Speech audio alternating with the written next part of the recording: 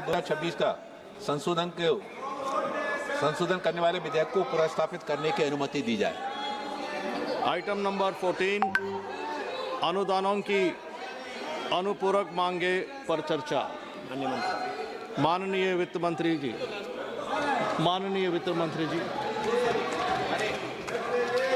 माननीय सभापति महोदय जी, मैं बिल इंट्रोड्यूस करता हूँ। माननीय वित्त मंत्री जी।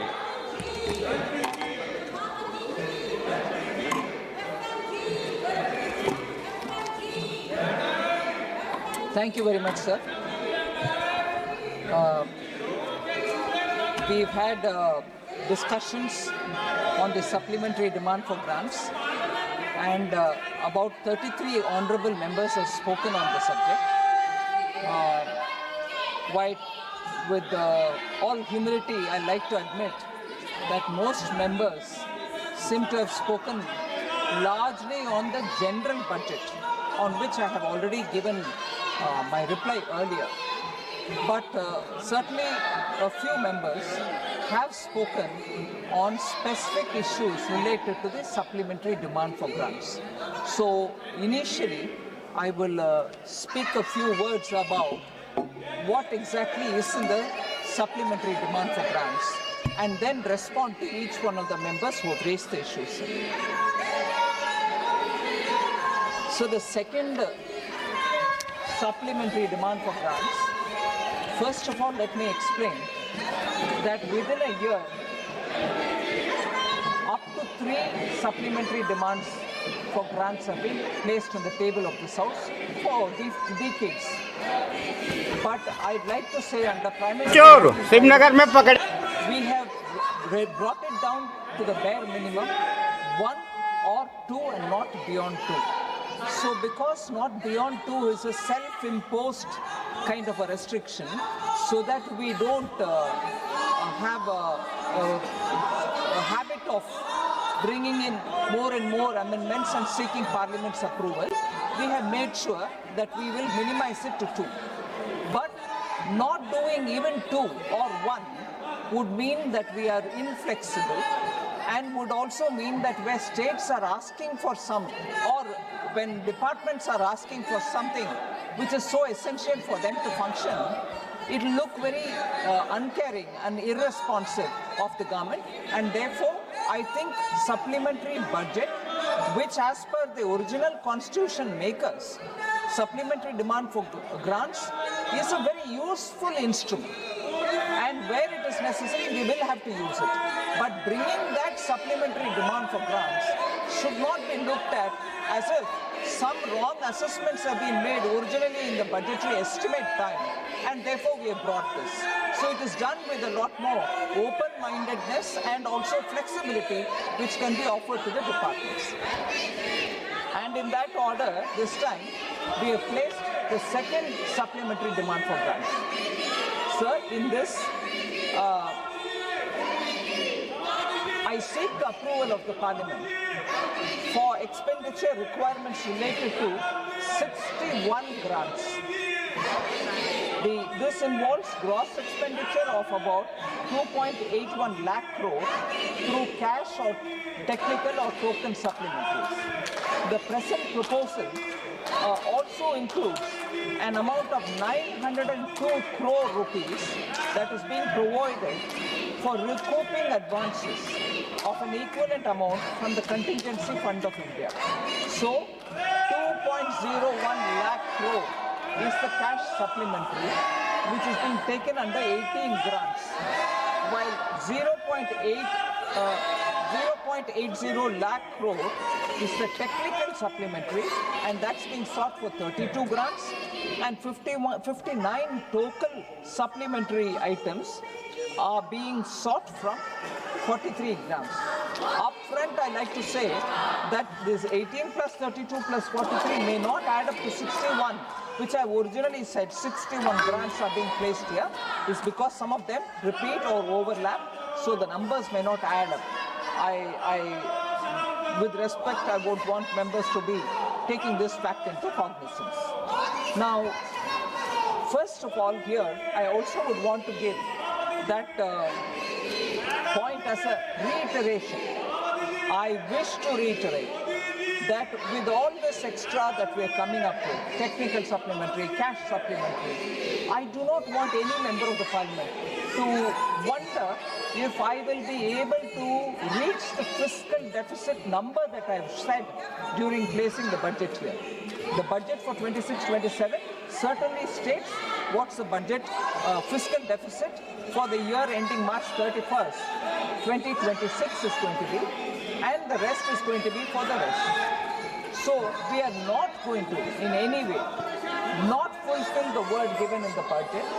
So I wish to reiterate that the commitment which has been given in this House for the second supplementary, inclusive of the second supplementary demand for grants, will be within the fiscal deficit presented, the target that has been presented in this Parliament on 1st February 2026. Sir, it's important for us to also recognize that we have announced 57,381.84 crores for Economic Stabilization Fund. And this I would want to elaborate a bit because 57,381 is fairly a big amount, and therefore I want to explain as to why I have brought that in. The fiscal reforms, particularly the policy initiatives that have been undertaken post-COVID-19, made sure that the economy recovered well. We have strengthened the overall macroeconomic framework. Now, this has enabled us to absorb the shocks, the economic shocks of various nature, without deviating from the fiscal consolidation roadmap. But I want to highlight the point that the proposed Economic Stabilization Fund will provide fiscal headroom to allow India to respond to the global headwinds, such as the recent crisis, unanticipated supply chain disruptions, unexpected shocks to subsectors in Indian economy, and any other event that may have significant fiscal implications. So in anticipation of what cannot be anticipated, we are coming up with Economic Stabilization Fund. Now, therefore, sir, it's an irony that even when I'm talking about how the government is preparing for ourselves to face any unexpected events, inclusive of supply chain disruption, inclusive of LPG, they're not willing to hear the reply. They want to have their own agenda. चलाओ, सड़क पर, सीढ़ियों पर बैठकर चाय पियो, मगर LPG के ऊपर चक्कर चलाओ. ये है हमारी ऑपोजिशन.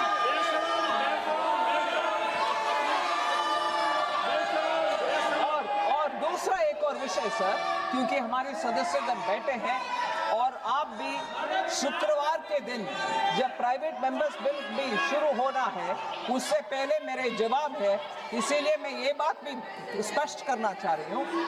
इस देश में ऐसे विदेश में जो विषय हो रहा है उसके वजह से जो दिक्कत हमारे देश में आ रही है उसको हमारे नेतृत्व माननीय मोदी जी के द्वारा उसको कैसे सामना करना है, फंड प्रोवाइड करना है और तैयार रहना है. ऐसे बहुत सारे कदम जब हम उठा रहे हैं उस समय इस देश का विपक्ष साथ रह करके आम जनता को उम्मीद जताने वाले बात ना करते हुए ऐसे गैर जिम्मेदाराना स्टेप्स जो कर रहे हैं उसको हम खंडन करना चाहिए. जनता को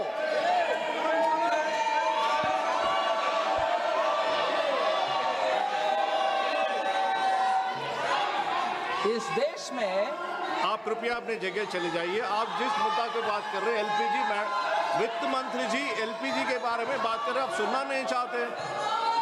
उसी बात के बारे में बात आप सिर्फ डिस्टर्ब करने के लिए आए हैं, सुनने के लिए नहीं आए. वित्त मंत्री जी खड़े होकर बोल रहे हैं, उसी बात पे चर्चा चल रही है, आप सुनना. ये क्या जिम्मेदारी है आपकी? ये क्या जिम्मेदारी है आपकी?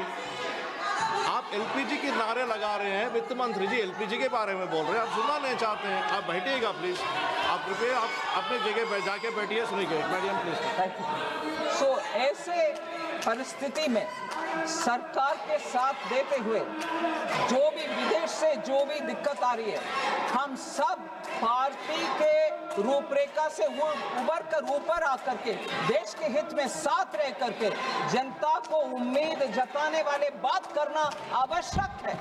और प्रधानमंत्री मोदी जी इसमें पूरे अपने ताकत लगा करके इस देश में नागरिक को कोई आपत्ति ना हो इसके लिए इतना मेहनत कर रहे हैं, मगर हमारे विपक्ष तो वेल में आकर के चिल्लाना ही उनका एक काम ऐसे समझ कर रह रहे हैं। देश का दुर्गत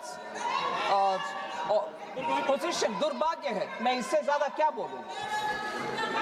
सर, ये जो इकोनॉमिक स्टेबलाइजेशन फंड है, ये I am proposing this to be partly met out of existing appropriation and partly through additional allocation. So ये economic stabilization fund कहाँ से आ रहा, यही है उसका जवाब। सर, फिर इस देश में कभी भी हमारे सैनिक के खिलाफ और सैनिक के विरोध में कुछ भी नहीं होता, ऊपर से मोदी जी के सरकार में उनका साथ देने के काम करते हैं। 41,430.48 करोड़ डिफेंस सर्विसेज रेवेन्यू के लिए दे रहे हैं सर, ये सप्लीमेंट्री डिमांड फॉर ग्रांट में। ऑपोजिशन तो साथ देना है, डिफेंस के लिए पैसा दे रहे हैं, इकोनॉमिक स्टेबिलिटी के लिए पैसा दे रहे हैं, फिर भी वो नहीं है उनको ये सुनना अच्छा नहीं लगता क्योंकि काम हो रहा है। Sir, 35,290 crore is the payment for spectrum charges to Department of Telecommunications because of defense requirements. Defense का requirement meet करने के लिए हम पैसा दे रहे हैं जो वापस consolidated fund में आएगा। और सर, ये एक मुख्य अंश है sir, this is a very important point जो हम आपके सामने आपके द्वारा बोलना चाहते हैं और हमारे सांसदगण को भी और सबको भी जानकारी होना चाहिए। 6,140 crore ex serviceman contributory health service schemes के लिए ECHS के लिए दे रहे हैं, जिससे कोई एक्स सर्विसमैन को हेल्थ सर्विसेज में कमी ना हो, पूरे उनका व्यवस्था ठीक होना चाहिए। इसीलिए 6,140 करोड़ ये सप्लीमेंट्री डिमांड फॉर ग्रांट्स में हम प्रावधान कर रहे हैं। फिर 37,886 crore transfer to the states हो रहा है। ये 15th finance commission grants local bodies को लिए जो ग्रांट्स देना है वो दे रहे हैं। क्यों अभी दे रहे हैं, साल में नहीं दिया, पूरे साल छोड़ करके अब क्यों दे रहे हैं? इसीलिए अब दे रहे हैं क्योंकि स्टेट्स भी चुनाव, लोकल बॉडीज का चुनाव खत्म कर लिया, बाकी सब कंडीशंस को मीट कर लिया, वो कंडीशंस मीट हो गया, इसीलिए अब इस अमाउंट को हम स्टेट्स को दे रहे हैं। ऐसे ही हेल्थ ग्रांट्स भी स्टेट्स के लिए दे रहे हैं। फिर फर्टिलाइजर सब्सिडी सर, मैं आपके सामने आपके द्वारा सभी सांसदगण को ये विषय बोलना चाह रहे हैं कि किसानों के लिए फर्टिलाइजर सब्सिडी कोई कमी नहीं होगा, पूरे के पूरे किसान के लिए प्रावधान है इस सप्लीमेंट्री डिमांड में। 19,230 crore fertilizer subsidy additional requirement के लिए जो प्रावधान किया वो दे रहे, मगर उससे ऊपर एडिशनल भी दे रहे, किसान के लिए कोई कमी ना हो, वो फूड कॉर्पोरेशन को जा रहा है।